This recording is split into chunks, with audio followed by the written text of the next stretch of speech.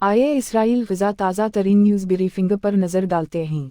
Israel की पेशकश बच्चों को वहां से निकालना, वार जोन, अस्पताल। नेतन्याहू ने वोट डाल दिया जंगबंदी की शर्त। इसराइली फ़ौज का कहना है कि वो मदद करेगी अल-शफ़ा से बच्चों को निकालना अस्पताल, जो एक सृजन के पास है, उसे जंग ज़दा इलाका के तौर पर बयान किया गया है।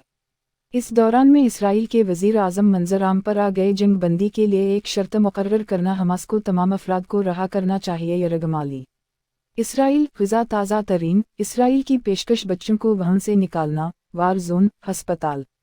नेतन्याहू ने वोट डाल दिया जंगबंदी की शर्त। इसराइली फ़ौज का कहना है कि वो मदद करेगी अल-शफ़ा से बच्चों को निकालना अस्पताल, जो एक सृजन के पास है, उसे जंग ज़दा इलाका के तौर पर बयान किया गया है।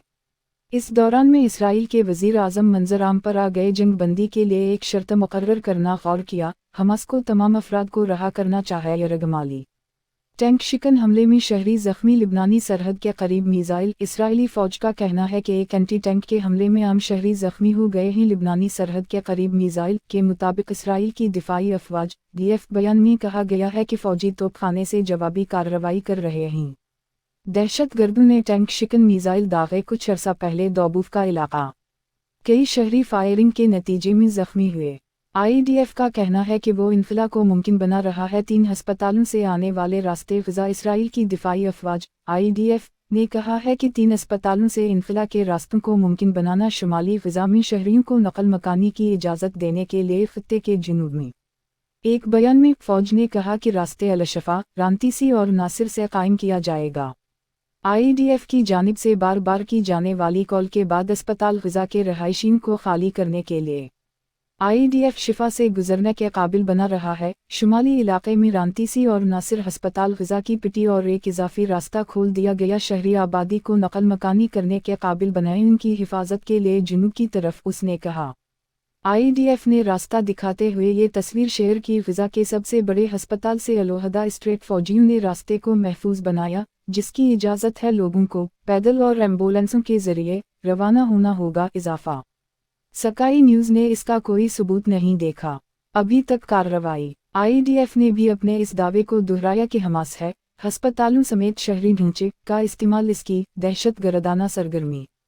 अस्करियत पसंद ग्रुप ने इस इल्ज़ाम की तरदीद की है।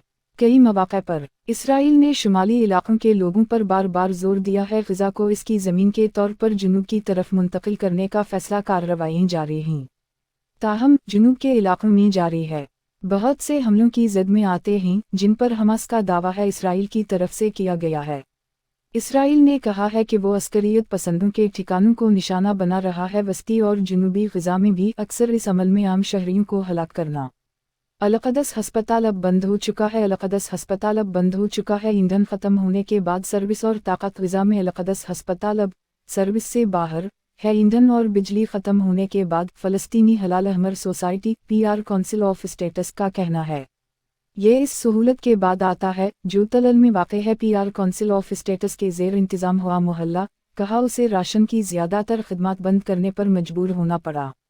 ईंधन का इस्तेमाल और खदमात की कम अज़ कम सतह को यकीनी बनाना आने वाले दिनों में। बुध को PR काउंसिल ऑफ स्टेटस को इस नाजुक मकाम पर पहुंचने पर गहरा अफसोस है।